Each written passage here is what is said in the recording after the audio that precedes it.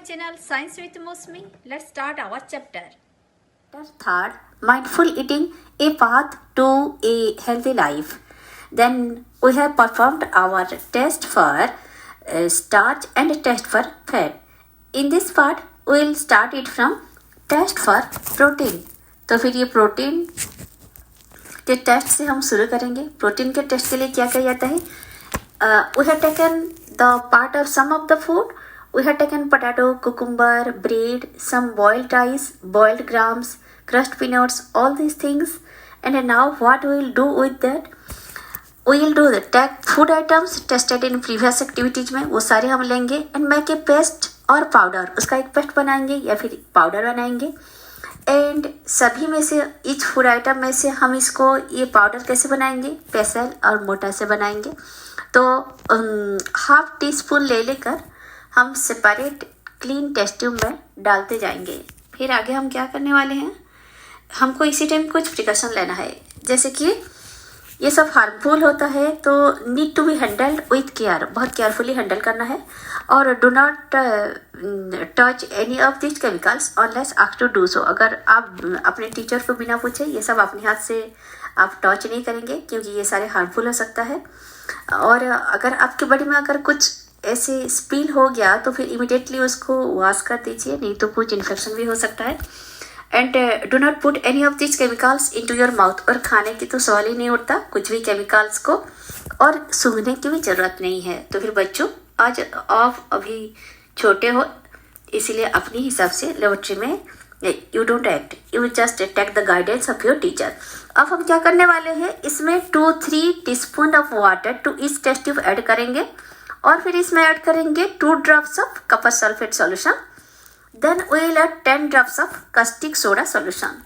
तो फिर ये सारे ऐड करने के बाद we will shake it well and उसको हम अनडिस्टर्ब छोड़ देंगे कुछ मिनट्स के लिए. अगर कुछ मिनट्स के लिए हम अनडिस्टर्ब छोड़ दिए उसके बाद हमको मिलेगा कुछ रिजल्ट. देखो, that the content of some test tubes turn violet. कुछ टेस्ट ट्यूब का कलर जो है वो वॉयलेट हो जाएगा पर कुछ टेस्ट ट्यूब का कलर वॉयलेट नहीं होगा. अगर वॉयलेट कलर हो गया तो violet colour indicates the presence of protein in the food items. अगर ये हो जाता है वॉयलेट कलर टर्न हो जाता है तो फिर तो आप कंफर्म हो गए अरे इसमें तो प्रोटीन है. तो ऐसा भी हो सकता है कि मोर देन 1 न्यूट्रिएंट भी हो सकता है किसी किसी खाने की चीज़ में. जैसे कि peanut show the presence of both proteins and fat. Protein भी है उसमें पीनट में और हमारी फैट भी है.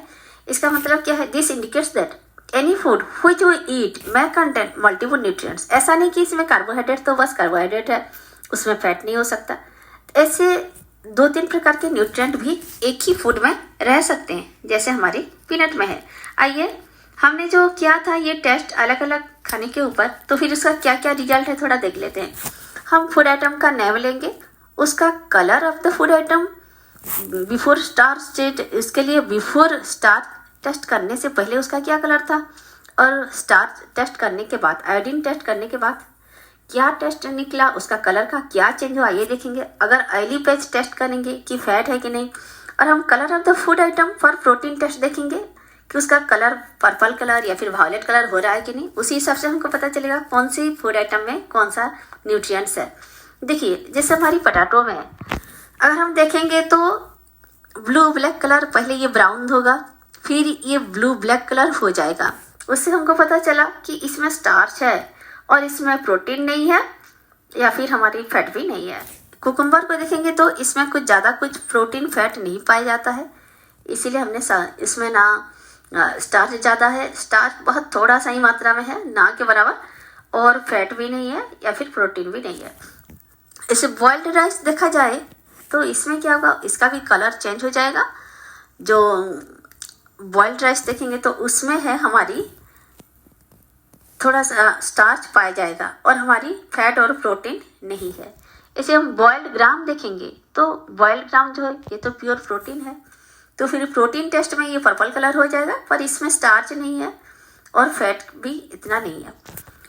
तो फिर हम अगर पीनट का देखेंगे तो पीनट को आपको पता है इसमें प्रोटीन भी पाया जाएगा और फैट भी पाया जाएगा और इसमें स्टार्च नहीं है. तो फिर ब्रेड और चपाती अगर देखेंगे तो इसमें हमको स्टार्च पाया जाएगा. ये स्टार्च टेस्ट में ब्लू ब्लैक कलर हो जाएगा।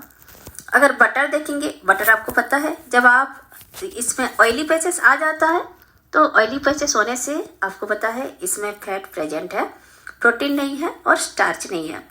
ऐसे हम कोकोनट देखें, कोकोनट पाउडर भी हमने लिया था तो फिर कोकोनट में भी येली पैचेस ऑयली पैचेस आएगा। इसका मतलब क्या है कि उसमें फैट है और प्रोटीन और स्टार्च नहीं है। इसी हिसाब से हमने अपना टेस्ट कर लिया कि किसमें प्रोटीन है, किसमें स्टार्च है और किसमें फैट है। आइए देखते हैं कि बैलेंस डाइट क्या है। Are nutritional requirement the same for everyone. ये जो हमको खाना अलग अलग प्रकार के न्यूट्रिएंट्स चाहिए, क्या सभी उम्र के लिए समान वही सेम अमाउंट रहता है कि इतना स्टार्च, इतना कार्बोहाइड्रेट, इतना प्रोटीन चाहिए? नहीं, ऐसा नहीं है। ये requirement of the type of amount of nutrients in a diet में vary according to the age, gender, physical activity, health status, lifestyle and so on. अगर छोटे और हमारी एल्डरली पर्सन सबके लिए समान नहीं रहेगा, एक लेडी और एक जेंट्स के लिए समान नहीं रहेगा, और एक आपका पापा का ऑफिस वाला जॉब है और एक फार्मर जाकर खेतों में काम करता है तो उनका लाइफस्टाइल अलग अलग है। तुम्हारे पापा तो ऑफिस में बैठे रहते हैं तो फिर उनके लिए चाहिए कम एनर्जी, और जो खेतों में काम करने वाले हैं उनके लिए चाहिए ज़्यादा एनर्जी। तो अलग अलग प्रकार के खाना सबके लिए अलग अलग होगा, जो बैलेंस फूड है वो अलग अलग होगा। तो फिर अगर हम चेक करें कि whether your food contains all the nutrients and their essential components necessary for growth and development, अगर हम आपके फूड को देखें कि आप हफ्ता में क्या क्या खा रहे हैं, पहले ड्यूरिंग द वीक आप क्या क्या खा रहे हैं, हम चेक करें, एक एक्टिविटी करें तो उसमें देखेंगे कि जरूरी नहीं कि आपके ग्रोथ और डेवलपमेंट के लिए जितना चाहिए, जो जो न्यूट्रिएंट चाहिए वो सब आप खा रही हैं। तो फिर ये बात हम चेक करेंगे और जो जो न्यूट्रिएंट कम पड़ रहा है उसको फिर हम ऐड करेंगे, to be added. Check out nutrients for your body and need to be कौन कौन सा और ऐड करने की जरूरत है उसको हम नीड करेंगे, तो इसको हम ऐड करेंगे। आइए देखते हैं ये बैलेंस डाइट किसे कहते हैं। बैलेंस डाइट मतलब संतुलित आहार। तो फिर ये balance diet that has all essential nutrients. एक बैलेंस डाइट में क्या होगा, सारे जरूरी न्यूट्रिएंट्स, पोषक तत्व होंगे, जैसे कि हमारे रफेज हो गया, वाटर हो गया और राइट अमाउंट ऑफ प्रॉपर, जो कि हमको right amount of proper growth and development देगा। और ये अलग अलग एज के लिए अलग अलग होगा। What changes would you make in your diet to make it a balance diet. एक बैलेंस डाइट बनाने के लिए आपको एसेंशियल न्यूट्रिएंट्स मतलब क्या क्या, हमारे कार्बोहाइड्रेट, प्रोटीन, फैट ऑल होंगे। उसके सिवा फिर रफेज, वाटर, ये भी उसका एक पर्टिकुलर अमाउंट में हमको चाहिए। अपना बॉडी वेट के हिसाब से ये आपको कितना अमाउंट ऑफ चाहिए वो आपको कैलकुलेट करना पड़ेगा। आइए देखते हैं कि एक्टिविटी 3.9 करते हैं। हमने 2 पैकेट लिया, एक पोटैटो वेफर्स लिया और एक रोस्टेड चना का पैकेट, आप जैसे चित्र में देख पा रहे हैं। तो फिर इसमें हम कैलकुलेट करने वाले हैं कि इसमें दोनों पैकेट के बाहर में लिखा हुआ होता है ना कि उनका न्यूट्रिशनल इंफॉर्मेशन लिखा हुआ होता है।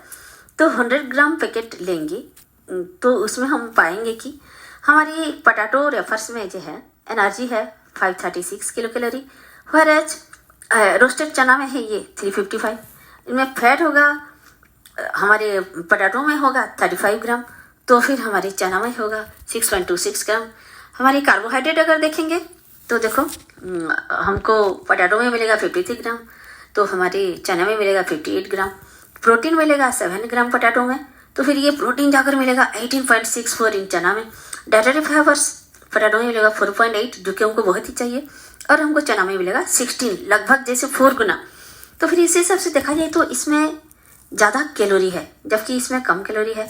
इसमें ज़्यादा कार्बोहाइड्रेट है, इसमें भी कार्बोहाइड्रेट है, पर ये प्रोटीन जो है, ये प्रोटीन इसमें बहुत ही कम है, और हमारी डाइटरी फाइबर भी बहुत ही कम है जो कि हमारे चने में ज़्यादा पाए जाते हैं। आइए देखते हैं जंक फूड किसे कहते हैं। आप ये दोनों पैकेट का देखें कि ऐसा क्यों हो रहा है। देखो, some food have high calories due to high sugar. ये हाई कैलोरी क्यों है, क्योंकि इसका हाई शुगर है और इसका फैट कंटेंट भी ज़्यादा है। और इसमें क्या क्या लो अमाउंट में है, हमारी प्रोटीन हुआ, मिनरल, विटामिन्स, डाइटरी फाइबर्स, ये सारे कम ही अमाउंट में है, और ऐसे फूड को कहा जाता है जंक फूड।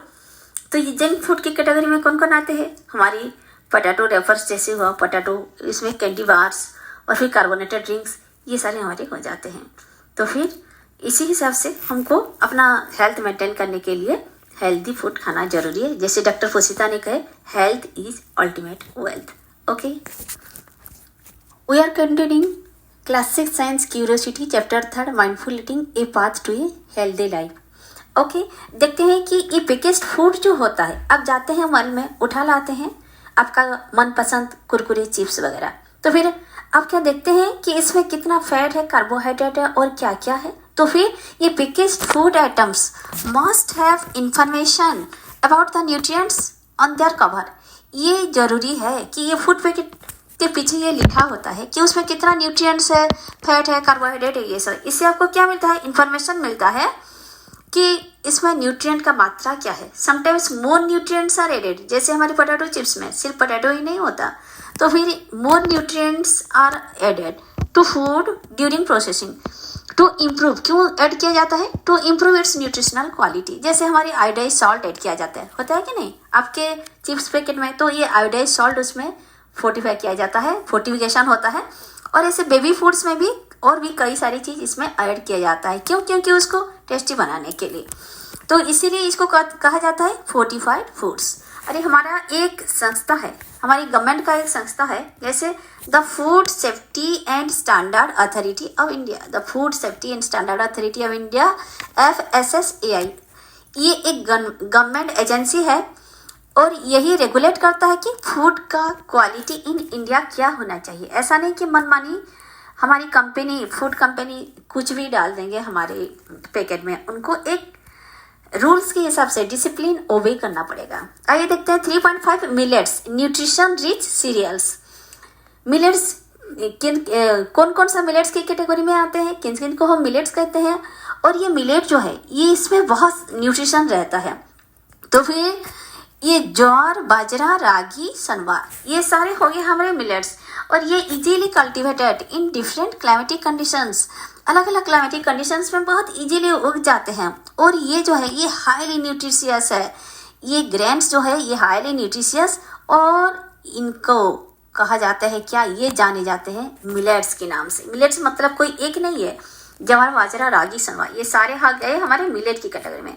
आजकल आप देखे होंगे मोदी जी मिलेट्स को बहुत इंस्पायर कर रही हैं, प्रमोट कर रही हैं, और मिलेट का डिमांड काफ़ी बढ़ रहा है. क्यों बढ़ रहा है, देखो ये जो है they have regain popularity due to their numerous health benefits. इसका बहुत सारे हेल्थ बेनिफिट्स है. क्या क्या है, they are good sources of vitamins, minerals, जैसे कि हमारी आयरन हो गया, कैल्शियम हो गया, डाइटरी फाइबर्स, ये सब हमारी मिलेट्स में भरपूर मात्रा में है.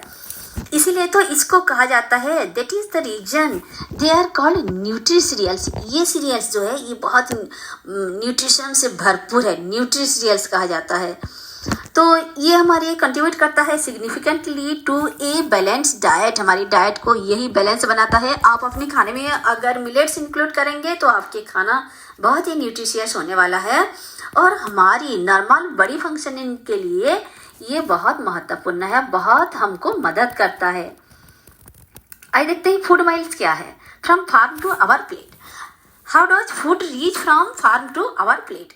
हम सीधा खाने में रोटी खाने बैठ जाते हैं, हम कहीं ये नहीं सोचते ये रोटी आटा आया कहाँ से, आटा कहाँ से आया, फिर आटा बना कहाँ से, गेहूं से, गेहूं कहाँ से आया, अरे फार्मर्स ने हो गया, और फार्मर्स को कितना मेहनत लगा. तो इसमें ये गेहूं, ये जो चपाती खाते हैं इसके पीछे बहुत सारे, सिर्फ चपाती नहीं, हम जो भी खाना खाते हैं उसके पीछे बहुत सारे पीपल इन्वॉल्व एंड बहुत सारे प्रोसेसेस ऑल्सो इन्वॉल्व. तो इसके लिए हाउ मच टाइम रिक्वायर करता है और कितना मेहनत लगता है, ये कभी हम सोचे नहीं है. तो फिर how much time and effort is required to get the wheat flour once seed grains germinate in the farm. उसको गेहूं का जो सीड होता है उसी से जर्मिनेट करके उसको फिर प्लांटेशन तक, ये सारी प्रोसेस जो है चपाती बनाने से पहले हमको थोड़ा सोचना चाहिए. देखिए जैसे क्या क्या प्रोसेस होता है, पहले तो हम देख लीजिए कि फार्मर्स ने उसको गेहूं का स्प्राउटिंग किया, फिर उसका प्लांटेशन होगा, छोटे छोटे प्लांट्स आ जाएंगे और बहुत सारे एक ही जगह में, उसको फिर ऐसे हमको उसको स्पेस दे दे के ऐसे प्लांटेशन करना पड़ेगा, उसको फैला कर फिर हमको उगाना पड़ेगा. फिर आ जाएगा हमारी प्रोसेस थ्रेसिंग। थ्रेसिंग मतलब उसी को अपनी डंडा से उस पौधे से बीज को अलग करना। फिर आ जाएगा हमारी विनोइंग, मतलब बीज के साथ साथ बहुत सारे कूड़े कचौड़े भी आ जाते हैं, उसको एयर से निकाल देना है, उसे कहते हैं विनोइंग। फिर इसको जो बीज निकलेगा, चाहे गेहूँ हुआ, राइस हुआ, इसको फिर भरा जाता है हमारे बोरी में और फिर ले जाता है गोडाउन। फिर गोडाउन से होके तो उसको सपोज गेहूं हो गया, उसको फिर हम ले आते हैं, उसको आटा, गेहूं को पिसाया जाता है, बनता है आटा, और ये आटा को पैकेट करके मॉल में सजाया जाता है। हम तुरंत जाते, भैया हमको चाहिए आटे का पैकेट, तुरंत मिल जाता है। हमें ये नहीं पता चलता कि कितना मुश्किल से ये आटा बना है। तो फूड माइल्स किसे कहते हैं? The entire distance travelled by a bag of wheat और any other food items from the producer to the consumer. Producer से कंज्यूमर के पास जो दूरी तय करते हैं, is known as food miles. Producer से कंज्यूमर की दूरी जो तय करते हैं उसे कहते हैं फूड माइल्स। अगर हम ये फूड माइल्स को रिड्यूस कर पाएं, अगर हम फूड माइल को कम कर पाएं, तो हमको बहुत सारे बेनिफिट होने वाला है। हमको 4 बेनिफिट होने वाला है। क्या क्या? इसका रेट बहुत ही कम हो जाएगा, ये लेस कॉस्टली होगा, हमको सस्ता पड़ेगा। अरे तो फिर तो जल्दी करो।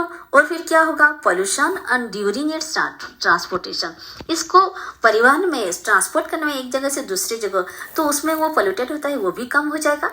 और ये हमारी लोकल फार्मर्स को बहुत इंस्पायर करेगा, सपोर्ट करेगा। जैसे कि हमारे कोकोनट हुआ, तो फिर ये कोकोनट हमारे फार्मर से खरीदा जाता है 8 रुपीज़ में, पर मार्केट में बेचा जाता है, मैं तमिलनाडु की बात बोल रही हूँ, 20 रुपीज़ में। और अगर तो फिर ये 8 रुपया से 20 रुपीज़, अगर हम ये फूड माइल दूरी कम करेंगे तो हमारे फार्मर्स लोगों को ज़्यादा बेनिफिट होगा। और साथ साथ और क्या, चौथी बात है, हमको फ्रेश फूड मिलेगा और जो कि हमारे लिए हेल्दी होगा। तो ये सारी 4 बेनिफिट हमको होने वाला है। तो फूड माइल जरूर हमको कम करना है। आइए देखते हैं। मेनी पीपल हम क्या करते हैं, waste food, leaving it unconsumed on their plate. Mummy ने 2 रोटी दे दिया, आधा छोड़ दिया, ऐसे करते हो ना आप? अब आगे से ऐसा नहीं करना। देखो क्यों नहीं करना। One must remember the time and effort put by our farmers and other community members in getting the food from the farm to plate। तो फिर हमको एक ये जो चपाती बनाने के लिए, आटा बनाने के लिए, गेहूँ बनाने के, गेहूँ उगने के लिए जो time and effort put by our farmers, इसके लिए हमारी फार्मर्स ने, और फिर सिर्फ फार्मर्स अकेले नहीं, साथ साथ बाकी लोग भी तो मदद के लिए आ जाते हैं। कम्युनिटी मेंबर्स जो होते हैं, इनके पीछे जितना मेहनत और टाइम लगा है, तो ये बात को हमको समझना है कि ये फार्म से हमारी प्लेट तक कैसे आया, कितना मेहनत और टाइम लगा है, कितने लोगों की मेहनत। तो वी मस्ट टेक ओनली तो हमें कितना खाना खाना चाहिए? We must take only as much food as we can consume. हम जितना खा पाएंगे उतना ही फूड हमें लेना चाहिए। तो इससे क्या होगा? It reduces food wastage. हमारी खाना वेस्ट नहीं होगा। शादी ब्याह में हम क्या करते हैं, ले आते हैं ठुस ठुस के प्लेट भर, और फिर मम्मी बस हो गया और नहीं खा पाऊंगा, फिर क्या होता है? फूड वेस्टेज होता है ना। Try to find the timeline and the various processes involving in getting the food from farm to plate. ऐसे ही अलग अलग फूड के लिए अलग अलग टाइम लाइन होता है। हमारी ये जो राइस है और व्हीट है, इसको उगाने के लिए तो कई महीना लग जाता है। तो इस चैप्टर से हमें क्या संदेशा मिलता है? ईट हेल्दी, हमें स्वस्थ खाना है, और फिर शेयर बांट के खाना है, एंड रेस्पेक्ट फूड। अरे खाना के प्रति हमारे सम्मान होना चाहिए। ऐसा नहीं कि मन चाहे हमने छोड़ जाए और उसको वेस्ट कर दे। हाँ, और फिर सपोर्ट लोकल प्रोड्यूसर, जो हमारी स्थानीय लोकल प्रोड्यूसर को हमें बढ़ावा देना है और लोकल फूड खाना है। ओके, इसी के साथ हमारे चैप्टर खत्म होता है। Hopefully children, now onwards you will eat your food mindfully. Okay, Thanks for watching my video. If you like the video, then please subscribe the channel, press the bell icon so that you can get the latest chapter uploaded by me. With this we complete our chapter. Thank you.